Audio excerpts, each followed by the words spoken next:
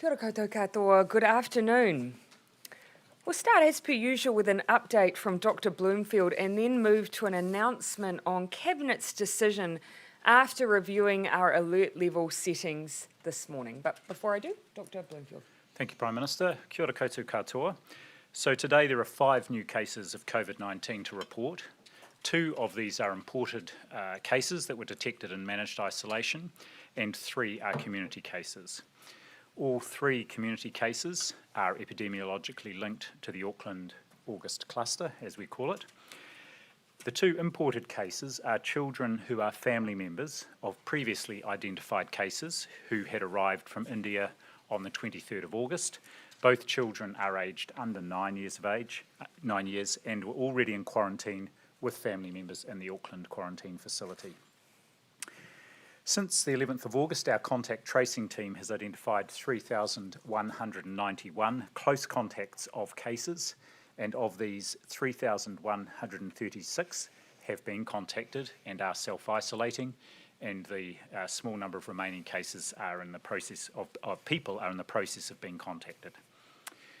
There are 82 people in the community cluster who remain at the Auckland quarantine facility, and that includes 59 people who have tested positive for COVID-19 and their household contacts. That number continues to decline as cases recover and reach the end of their isolation period. There are 6 people with COVID-19 in hospital today, 1 in Auckland Hospital, 1 in Middlemore, 2 in North Shore Hospital and 2 in Waikato Hospital. 4 of these are on a ward and 2 are in ICU 1 in each of Middlemore and Waikato hospitals.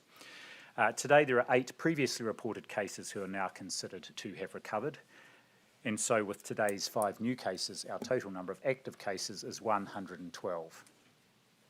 Of these, 37 are imported cases identified in our managed isolation and quarantine facilities, and 75 of our active cases are community cases. So our total number of confirmed cases is now 1,413. And yesterday, our labs nationally processed 9,909 tests for COVID-19, and the grand total to date of COVID-19 tests is 797,990. And finally, on the NZ COVID Tracer app, it now has recorded 2,088,100 registered users, and there have been 355,668 posters created. And I should say that there have been over 35 million poster scans and 2.3 million manual diary entries. But another key point I just want to emphasise is that every one of those people who have downloaded the app and registered has provided us with their up-to-date contact details, which is extremely helpful for our contact tracing efforts. Thank you, Prime Minister. Thank you, Dr Bloomfield. Today you can see that our current position remains solid. At this stage, the Auckland cluster remains contained, and there is no indication at this stage that Auckland needs, for instance, to move back to level 3. We have built on what we've learned over the past few months. We've been prepared, and by going hard and early, and particularly with Aucklanders pitching in, we look at this early stage to have contained our resurgence. I want to recap today on some of the evidence that can give us some confidence, but also the areas which suggest caution is still very much required. First, we have undertaken nearly 300,000 tests since the cluster was detected, including 67,660 in the past week. That includes 61,800 in the community, 3,587 border workers, and 2,213 staying in managed isolation and quarantine facilities. Since the move to what I think we've all been calling level 2.5 for Auckland, we have had another 30 community cases, all associated with the cluster and detected in people identified as close contacts and already in isolation. Genome work has meant that instead of us likely considering this cluster as multiple unconnected groups of cases with all of the uncertainty that would hold, we know all cases stem from a single index case. Despite best efforts, every country has faced second outbreaks in this global pandemic. and some have turned into significant second waves. Everyone has taken that experience seriously, and here in New Zealand, it has made a difference. In fact, I suspect that in time, modelling will demonstrate what a difference Level 3 in particular made to our response. And everyone has taken the most recent settings seriously too. Today, we have considered those settings.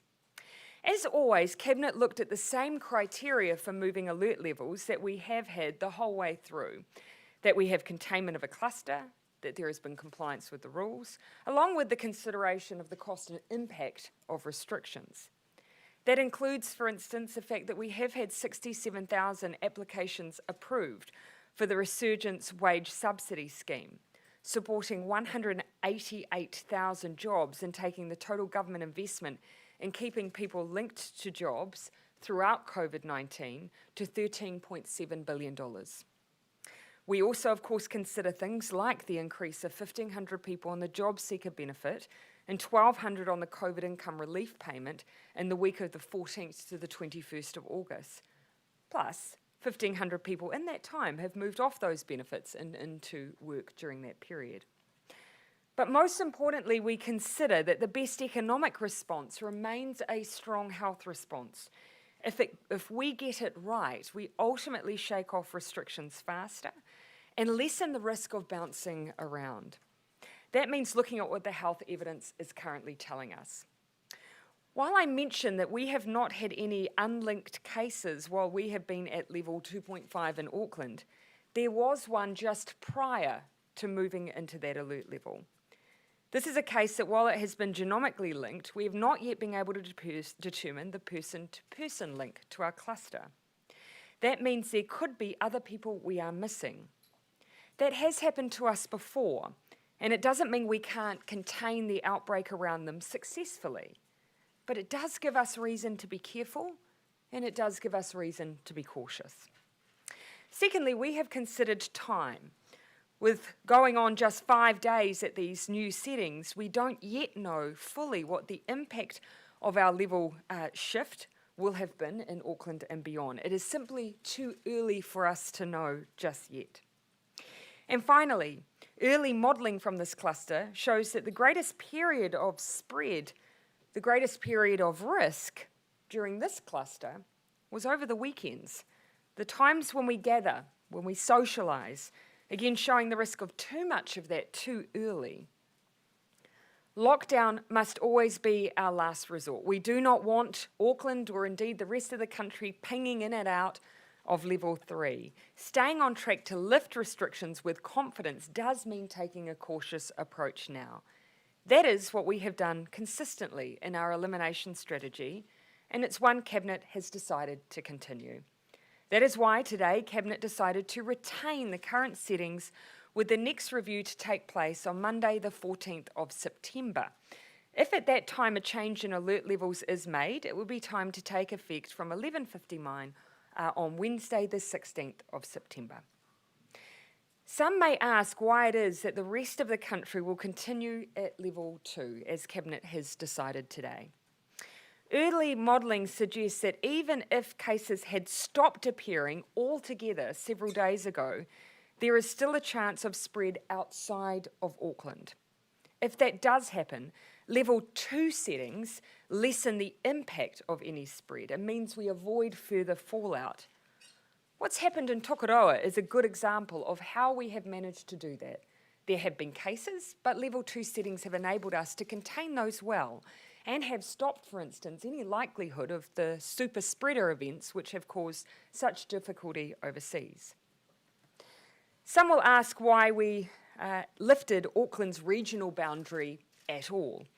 The simple reason is that in a level 2.5 environment in Auckland, we are allowing people to see family, to go to school, to work, to visit hospitality venues, albeit, of course, whilst maintaining numbers up to, in those social settings, up to 10. Maintaining a border that says that you can do that in Auckland, but you cannot go outside of it, would be very difficult to enforce. It would also mean stopping anyone going into Auckland as well from any other part of the country. But that doesn't mean we shouldn't all continue to act carefully, to look after one another. And this is what this decision balances. The reality is that as the virus continues to circulate in the world, we'll need to be dealing with it in a number of ways. While we all want to get out of level 2 restrictions as quickly as possible, we only need to look at Melbourne to see what can happen if the virus takes hold, and equally what moving too quickly to lift restrictions could possibly mean. As with last time, a cautious approach is the best long-term strategy to get our economy open and freedoms back faster in the long term. So, to Aucklanders this weekend, do think carefully about your activities, stay safe, stick to your limits, and do it for all of us, because we need you to be open, free, and safe too. We are again on the most perilous part of our alert level journey, the descent. Greater freedoms are within reach, but gains made can still be squandered if we don't follow the rules and play it safe. That is also why we will keep stepping things up. On testing, our message continues to be, get a test if you have cold or flu symptoms, no matter where you are in the country. In Auckland in particular, you'll notice a greater presence of health professionals in the community and availability of testing in more diverse locations, including, for instance, testing stations at Botany Town Centre. You'll see testing stations at places where there might otherwise usually have been religious worship. And you will see health staff visible at Auckland Airport Domestic Terminal to provide health information and to remind people that no one who is sick should be travelling right now. Just a reminder that we will be making available the sites of all our testing stations on the COVID-19 website if you would like to check where the nearest available testing station is. Also this weekend, the police will be highly visible in places people congregate, so in the vicinity of bars and restaurants across Auckland, in particular to ensure people are complying with current restrictions, including a 10-person limit on gatherings. They'll be there to remind us of the rules that exist to look after everyone as we have activity having opened up. In summary, a lot has changed across New Zealand in a short space of time. A New Zealander hopping off the bus in a mask, or tapping into a bakery by barcode, or giving a fellow Kiwi a very wide berth on the footpath is not something I would have thought would fill me with pride at the beginning of this year, but it does now. It's what care and kindness looks like. And I see people embracing it just like we did our new lexicon of bubbles, alert levels, being spaced out. And now we have new face mask chat to add in for good measure. It ensures that we can continue to step down through alert levels, build back a stronger economy, and enjoy our level 1 freedoms once again. So, as we all head into this risky period that is a weekend, a few reminders of the tools we now have to lessen those risks. Masks or face coverings are mandatory on public transport and are also encouraged, and I see are being well worn, in public places in Auckland. Thank you, and please keep it up. If you go to a mall or shopping, or if you go out for a coffee, take your mask and join in on the awkward experience of figuring out how to manage it when you've ordered a hot drink. QR posters to record our movements are now everywhere we go, and people's use has improved immensely, with half of New Zealand using the app. Thank you, and keep it up this weekend too.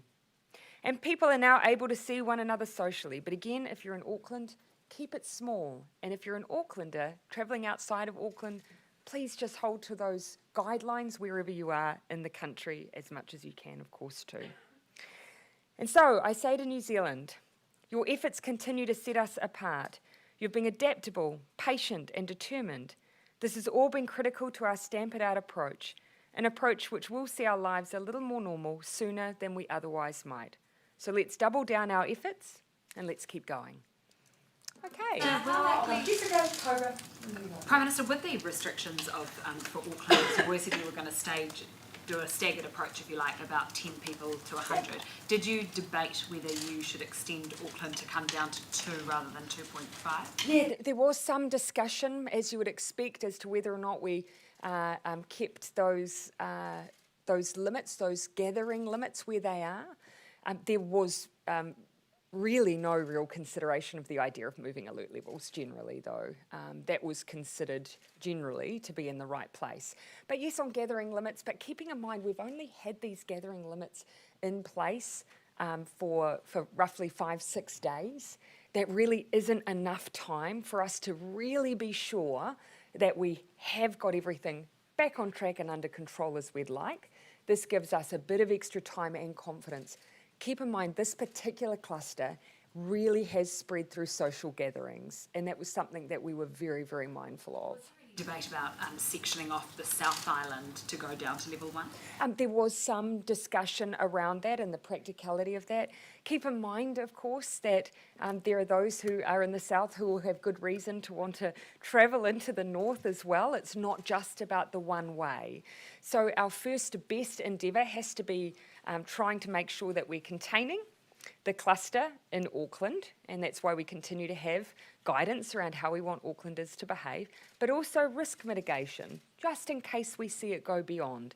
That did happen in Tokoroa. We've been able to successfully manage that very, very well, but that's why we've kept those restrictions.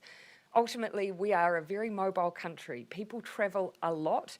They travel from the south to the north and the north to the south. The best protection is just keeping in place those risk mitigations of social distancing and caps on large gatherings. Time we were in alert level 2, it was I think about a month until we moved into level 1. So should we be preparing, should the country be preparing to potentially be extended for another 2 weeks beyond this new date? Not necessarily. You know, our view very much was as a cabinet that it is just not the time for Auckland to see any changes there.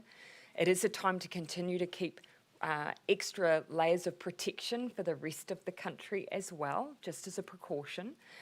But, of course, you know, we will, as we come in, use all of the evidence for the next cabinet to determine whether, for instance, the rest of the country might be in a place to see some changes next time. What impact do you think lockdown fatigue might have on compliance? Look, actually, it's been one of the conversations that I've had with other world leaders. Just the ongoing issue of that everyone around the world, and particularly in New Zealand, we've been dealing with this since February. It is completely natural that people will feel weary. So we have to do what we can to make it as easy as possible to comply, set guidelines that accommodate as much of life as we can, and level 2.5 in Auckland, I think, does that. We're putting in place a limit that is manageable so people can have as much normal life as possible, but also we can keep them as safe as possible. Briefings about the impact of Auckland moving from 3 to 2.5 and the ability then of Aucklanders to travel around the rest of the country, and how that's being managed given that you were asking people to basically take the 2.5 settings with them, even in different parts of the country, which it was quite a new thing. Yeah, it is. And look, ultimately what we're saying, first and foremost, if you're unwell, don't travel at all. Especially if you're in Auckland, but people should be staying home if they're sick, and not just from work, they should be staying home. So that's a very simple guideline. But then we're asking Aucklanders just to keep playing it safe. If you've been in Auckland this whole period, of course, in particular if you're travelling out, just don't go to large gatherings. We can't enforce that because, of course, for the rest of the country we do have different settings, but we can ask people to apply common sense and care. And that is something that we have asked with mask use as well outside of public transport. Anecdotal, I presume it's anecdotal, but have you got any feedback about how that's working or the impact on other parts of the country or any... I'll check in with Dr. Bloomfield to see if he has, not yet, and I think it is fair to say that probably over weekends, you are more likely to have those kind of events. We have reached into those who might be, for instance, generally represent organisations that would hold conferences and the like, and just ask that they try and make it as easy as possible on Aucklanders with the holding of conferences at the moment, because that is another area where those social events that happen around conferences in our first cluster were quite risky and presented significant challenge. But having that health station at the airport, just with public health staff being made available, just a little reminder to people of what we expect of them when they are travelling. But again, as a country that does move around a lot, and not just Aucklanders leaving, keep in mind a lot of people have a need and reason to go into Auckland. When we are opening back up again, a regional border is just not feasible and workable at that place. So we have to put in other mitigations. On the anecdotal side, though, Dr. Bloomfield. Thanks, Prime Minister. So just a couple of comments, and first just a reflection on this issue of fatigue and whether people are sort of disengaging a little bit. My sense is if we look at the incredible response around the uptake of the New Zealand COVID Tracer app, which now supersedes, I think, many other countries that have similar apps, as well as the mask uptake and the level of, again, engagement around that. I think, to me, that shows more that most people are very aware of and engaged with what they need to do, not just now, but actually that these might be things we're going to have to keep up for a period of time. The second comment I would make just around this second issue is, I think one of the advantages of having the rest of the country in alert level 2, which was our advice, that's appropriate to continue that, is this size of group of 10 in hospitality venues. And so if people are travelling outside of Auckland, it's similar wherever they are in the country to what it is in Auckland. You know, people can go out in Auckland, they're in groups of 10 in hospitality venues, the same elsewhere. So the main difference is really these larger gatherings, and hence, you know, the publicity, the information that's going to be handed out at the airport, just to remind people to keep safe in that group size of 10 if you are in Auckland or travelling out. And you know, I think again, if we look at the engagement around mask use and about uptake of the use of the NZ COVID Tracer app, my sense is that many people are not only hearing the messages but going with them. Just one last thought on fatigue, if I can. You know, I think one of the things that will compound that is if we ask people to do undertake certain actions or restrict their activity, and if they in the long term see no reward for that. I think one of the reasons perhaps we've seen the ongoing level of compliance that we have, which relative to other countries is still very good, is because New Zealanders have seen it pay off.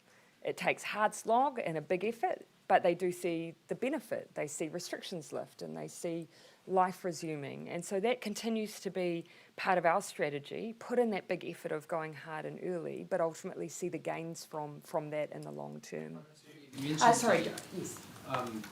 speaking with other world leaders about lockdown fatigue. Is Scott Morrison one of them, or could you just go into a little bit more detail? While I speak with him frequently, I don't think that that's a specific conversation I've had, although I'm always cautious whether or not I give away the individual details, but I have spoken with him frequently. I can't think we've touched on that, though. So what have you been speaking? I think I talked previously with the likes Angela Merkel, and just some discussion over what was happening generally within Europe around people after travel and some of the issues there, and younger people, all things that have actually been canvassed in international media as well. Europe's had quite a resurgence in Spain and France, and is that part of that lockdown fatigue, do you think? I think there's a range of issues there because, of course, we have a different strategy than Europe. And so they're, of course, trying to make sure that they don't see these large, waves that overwhelm health systems. But we have a stamp it out strategy, so quite different. But all of it requires, though, a level of control and making sure that you don't have a health system that is overwhelmed. And you will have seen in international media some discussion over whether or not, with the outbreak, particularly amongst young people overseas, whether or not there's been an issue of compliance for those who have perhaps seen a lesser health impact from COVID. So when was that discussion with Angela? I think I might have mentioned that maybe a week and a half ago. Something like that. Auckland do you expect Auckland to need to go to a full level 2 before the whole country moves to level 1? Look, actually, I wouldn't want to predetermine any of those decisions. We haven't said, for instance, that we have an expectation of aggregate settings in that way. We consider each on its own merits at the same time. What I would imagine that Cabinet would like to do at the next alert level setting, assess the risk that exists within Auckland itself. That will then demonstrate the likely knock-on risk via regional travel. So if Auckland's looking good, that should then have a benefit, a positive knock-on. Prime Minister, you were able to visit the Whono, the Pacific Island service provider in Auckland yesterday. What's the morale among frontline staff and the mood among the Pacifica community? My perspective, it seemed very high. For instance, while I was there, I had a chance to thank those who were part of providing welfare support and care. They were in between deliveries, working with families. They talked about the sheer scale of the number that they were working with during this particular resurgence, and talked frequently about the improvements that are being made to the systems that were being used now, relative to even what we learnt in the first wave. And so I was incredibly grateful, but also so impressed with the work that had been done and the commitment to the community. So in terms of Come to Ben in a bit. it's less than a month before New Zealanders vote in the election, so I'm just wondering, obviously some of these decisions now will creep into closer to the election. How will that affect your decision making? Will you bring the opposition involved? Will you consult more heavily? Does it change anything from your point of view? No, I mean, as I think I've spoken to before, New Zealand only takes on a caretaker convention in the aftermath of an election. And so that's a period where, until there is, the Governor-General, of course, has the confidence that a government can be formed and that official process takes place. It's from election day to that point that we have caretaker conventions in place. Up until that point, the government continues to govern. And so we will do that. Obviously, you will have seen that in my decision making. I've been mindful of, for instance, issues like the setting of the election date, but we still have the job of maintaining our COVID response, and it's been based on evidence and science rather than politics. This decision will upset a few people. I'm thinking of South Islanders, business. Yeah. You know, ACT today put out a press release saying every hour costs $2.7 million to the economy. Are you keen to see this remain I'd above? say the flip side is that any hour that you're in a level 3 is even more expensive, and we all want to prevent that. Stay out of the political campaign, given you say you're making these decisions on science rather than... Oh, look, political parties will take their own view. They'll take their own view on measures around public health. They may take their own view on recovery and rebuild. All that I would urge is that we try and, as politicians, be consistent around public health messages. So encouraging people to get tested. And even if you have a difference of opinion on the rules, I would hope that politicians would still encourage people to follow those that are in place and being enforced, because they are there ultimately to keep people safe. And I hope on that we are on common ground. Jessica and then Toby, the Dr. Winfield. Is it appropriate, though, for you and other politicians to be flying all over the country with groups of people at this time, when Auckland is still getting these community cases? So keep in mind, of course, what we're saying to Auckland is we're acknowledging that Aucklanders can and will move. We're just asking them to be careful as they do. And so, of course, for instance, whilst I've been based in Wellington, I have moved in and out, and when I'm in Auckland, you'll see that I exercise as much caution as I can, face mask use, social distancing, and so on. And so for those who are in Auckland, we're just asking them to apply, though, that care and caution when they're outside of the area, as well as when they're in. Because, I mean, with politicians and the leader of the opposition as well, you guys are meeting with large groups of people. Is there the risk that politicians could become super spreaders? Oh, and that's why, we have to apply those same cautions that we're asking of other people. Keep in mind the mass gatherings and social events in Auckland that we're limiting to 10 in Auckland, that isn't workplaces or education facilities. What we know about those gatherings when they're dangerous is when they are groups of people who know each other well, who are familiar with each other, who are less likely to apply social distancing. So that's why we saw spreading at weddings, stag do's, conferences where people were mixing and mingling over drinks. Unfortunately, of course, that is why we've had restrictions on weddings and funerals. Those are the events that are very risky, and that's why we keep those limits at 10 in Auckland, and we've kept a cap elsewhere as well. How important is it to see a run of 0 cases before you recommended to Cabinet shift down alert levels? So rather than 0 cases per se, and this is community cases, we will keep getting cases in managed isolation. Again, it's the expected versus unexpected cases. And for example, the 3 cases today are all part of the sort of Mount Roskill evangelical church grouping. They were already in self-isolation. They were known close contacts. So that in itself doesn't present any additional risk to the community. It may be that it's some time while we still see these cases low numbers of cases, so it doesn't need zeros per se, which is what we had last time. Actually, we had quite a run of 0 cases when we were in a different situation.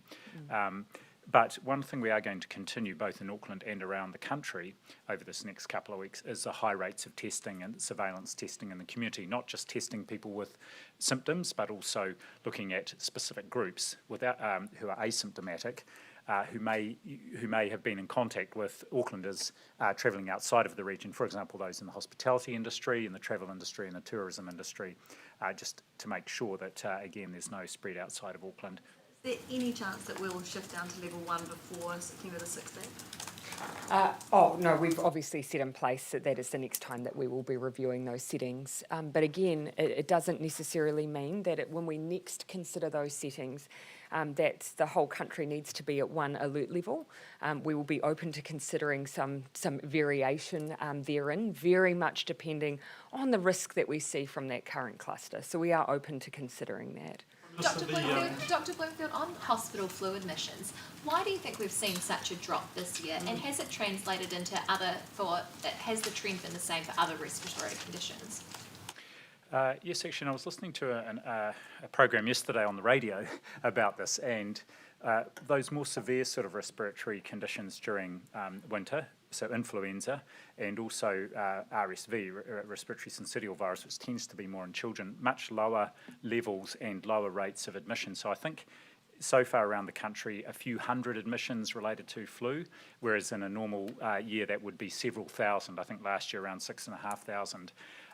Not unexpected, and it goes with the much lower rates of influenza-like illness we are seeing out in the community, being reported in general practice, and it almost certainly reflects the fact that during the lockdown earlier in the year, which is the time period when usually flu viruses would be being imported from the Northern Hemisphere, we weren't importing them, and so that's been, I think one of the sort of benefits of that lockdown has been that we haven't had that extra burden of respiratory illness on our hospitals, so it's allowed them to do the catch-up work for the elective work, the planned care, and also has taken the pressure off so staff could be freed up to do some of the testing work that is being done, particularly around the Auckland region.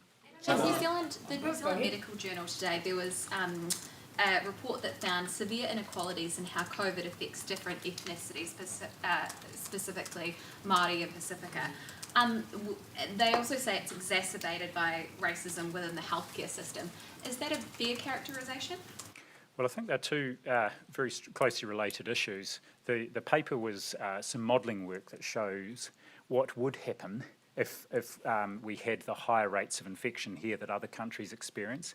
And we know for a fact that Māori, Pacific and older people would be harder hit, in part because of the higher rates of pre-existing conditions, and those are the people that have worse outcomes. This was one of the key drivers of our decision-making or our advice and Cabinet's decision-making, I think, earlier in the year, and indeed with this outbreak, to act very quickly to protect those populations. Moving to the issue of racism, institutional racism in the health system, and indeed more widely in other services, this is a known issue. It's been identified also through the Health and Disability System Review. It was a strong theme there, and through the Y2575 inquiry. And it's an issue that I really feel the sector is engaging with and addressing, because we're all committed to this ensuring equitable access to experience of and outcomes from care. Those populations, those demographics are more vulnerable, as you just said. Is that one of the reasons why the hospitalisation rate for this current outbreak is twice what it was? Yes, it certainly is. I mean, it's a different age group, so that older than the group that was mostly affected earlier in the year. But also, yes, we know that more of the people in this cluster, in fact, the predominant ethnicities are Pacifica and then Māori, and they do tend to have higher rates of pre-existing conditions, and that will be a major contribution to the higher hospitalisation rates. To clarify, you mentioned that case just before the 2.5 came in was the last sort of unconnected case that we were concerned about. Is that the last case that we've had that was in the community where the people weren't already in isolation? And was that the person who presented at the North Shore ED? No, that was some time earlier. I'll leave Dr. Bloomfield to give the public description of that case, but my recollection is yes, that's been the last unlinked that we've had. But yes, that is a case, and we're sort of describing it by geographical location, which is in the botany area of East Auckland. Yeah. So you I'll concerned come about to the... Gina, Thomas. Is it fair that taxpayer money is going into a Labour Party account because of the deal that you've struck for your Hutt South elected office? So obviously what you're referring to is the fact that we have a building in the Hutt where an MP has an office. That is costing, and of course across the country we maintain electorate offices. That particular electorate office is costing the taxpayer, I believe, $6,000 a year. That is certainly at the cheaper end of the scale. Of course, there is a historic arrangement around that lease arrangement, but all of that has been, I'm advised, within the rules of parliamentary service. Is not unlike some of the other arrangements that may well exist across the board within Parliament. $1,000 a year when it's only costing you $1,500 a year? Essentially, at the time that the building was sold, there was an arrangement made between the two parties, between the Labour Party and the Union, which has led to that arrangement. Ultimately, what has to be factored in from parliamentary services is, does that represent good value for money? Are the taxpayers being asked to pay more than what would be considered a commercial lease arrangement? The Labour Party's still making money out of the taxpayer. There will be scenarios, as I understand, where some parties own buildings as well. What we have to make sure is that it's an arrangement where no one has been charged anything above what would be considered fair and reasonable rent. That wouldn't be right. That's for parliamentary services to determine, though.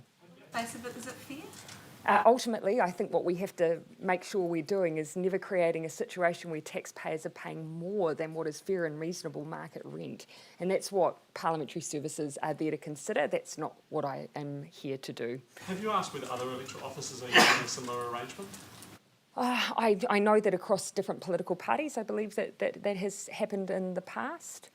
Many have, of course, sold buildings over the years, but I couldn't tell you off the top of my head how widespread that is. Given There will certainly be other cases, I imagine. Would you undertake to ask reporters whether they're aware of the For me, the most important thing is that we are applying the rules. We are sticking to the rules set by parliamentary service, and that is, of course, what we are obliged to do.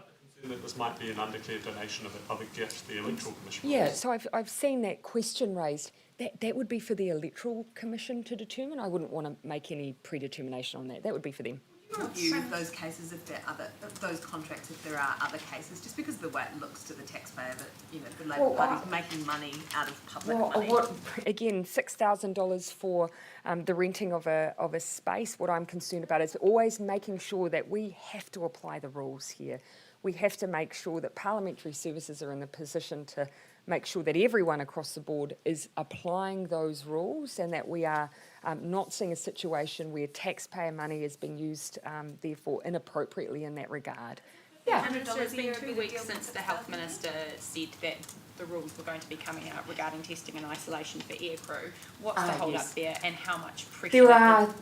So there are some there are ongoing discussions with Air New Zealand. The implications of some of those rule changes are reasonably significant, particularly for freight.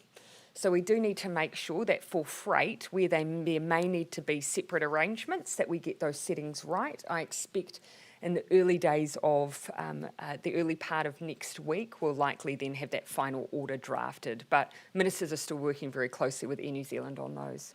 Pressure are the airlines putting on the government to keep the rules as they are? Oh, it's fair to say that we see our job as keeping all of New Zealand, and we see our job as keeping aircrew safe as well. And so that's our focus. We absolutely accept that we need to keep lines of travel and freight open too, but that will continue to be our focus in our conversations with airlines. Botany grouping seems to be quite well contained. There was 5 cases and 42 identified contacts, all of whom have been identified. Yeah. Is that fair to say that appears to be quite contained? We're hopeful it's well contained. It's just that it's appeared quite late, so several weeks after the first cases in this outbreak. And so what we're looking to do, of course, is there's a genomic link to the overall outbreak, but we're wanting to go back and look and just see are there some missing links in the chain of transmission through to the start of that small sort of subcluster? And that's what we're working on at the moment. So people in that grouping, I guess, that you're still trying to find? Not that we're trying to find, just the public health unit's working very closely with them to get further information, just to try and sort of fill in the missing bits of the puzzle as to how the first person in that small subcluster might have become infected. Yeah. Okay. On the case, the church mini cluster and the North Shore case, which have been genomically linked but not epidemiologically linked to the main cluster, the concern there is that there might be these missing links of transmission who have gone on to infect others who haven't. Yeah, and we had the doctor as well very early on. So those are the examples of why we want to apply a cautious approach. It's not to say we haven't had clusters before where there has been an inability to find the human-to-human link, and we have still been able to contain those. But it does give reason for caution, and that's why things like mask use are so important, those gathering restrictions and keeping the settings where they are, because those are the things that really just say to us we need to be careful. Prime Minister, Otago University's come under fire for its admissions policy with regard to the medical school, Māori pathway into medical school. Are you happy with, I guess, what looks like an affirmative action policy? It seems to have been quite successful in diversifying admissions, but people have taken umbrage with that. Do you have a view on whether or not that's a good thing that the university is doing? What I'll say, if I may, while I haven't been briefed specifically on that example, I would say the same thing about diversity in our medical profession as I would about, for instance, diversity in Parliament. That we have a duty to make sure that we represent the communities that we are here to serve, and that there are a number of reasons why historically often groups have been poorly represented in this place, and that in order to overcome that will often take proactive policies and changes in the way that we do things to improve that representation. And I think that there are many examples where that is the right thing to do. Put that to you, Dr. Bluetill, as well, the Otago University admissions department. Two comments. First of all, when I went through medical school, which was quite a long time ago, in the 1980s, there was already a scheme in Auckland Medical School, MAPAS, which was Māori and Pacific Admissions Scheme, that recognised the need to support and proactively ensure that Māori and Pacific students were not only admitted to medical school but actually supported through to qualify at the other end. There is no doubt that these groups are underrepresented in our medical workforce around the country, and I might say that that scheme in Otago also includes a rural stream as well, recognising that actually there is a need to ensure that students from outside of the main centres are able to both get into medical school and then are supported to go through. And there's a very good reason for that, is because in all three cases, Māori, Pacific and rural streams, these are the people who are more likely to go and work out in their those communities again and provide the sort of care that that actually works for those communities. And there's no better example of this than actually over the last 4 weeks in Auckland, where we have seen it's been actually quite eye-opening, the importance of the Māori and Pacific health professionals and providers in engaging with these communities who have been the ones that have had COVID-19, that have been part of this outbreak, and how successfully they have been able to work with those communities to not only meet their needs, but to identify the contacts, both close and casual, to actually help contain the outbreak. Okay, last couple of questions. I'll come to Jessica and then Justin. What do you mean when you say eye-opening? Isn't that something you already knew before, that people feel better being treated by people of a similar community? Is that can't be something that's new to you though? It's definitely not new, but it's just been striking, and it's one of the things that, for my part, I've really taken out of one of the key lessons out of this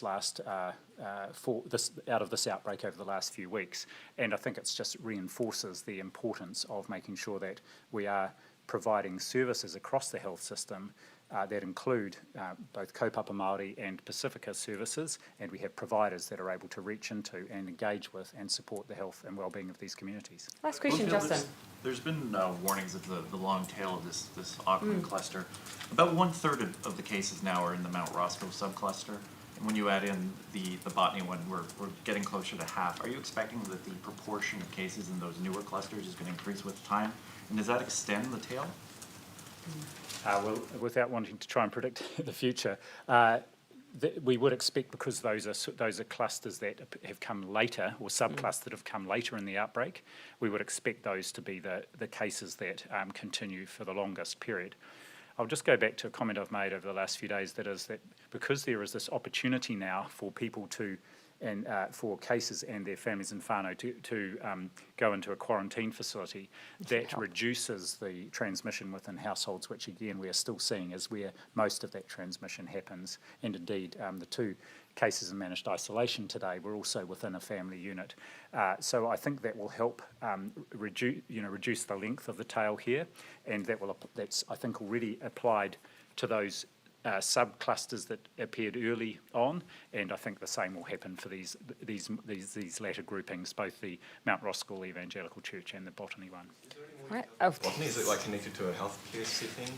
I do believe that like is one household? Or? jumping slightly outside the bounds of last question. I'll let you away with it, Derek. Yeah, there is a number of households, and again, the public health unit is just characterising that. But the key thing is that the cases have been identified, close contacts are in isolation, being tested. Okay, thank you everyone. Have a good afternoon.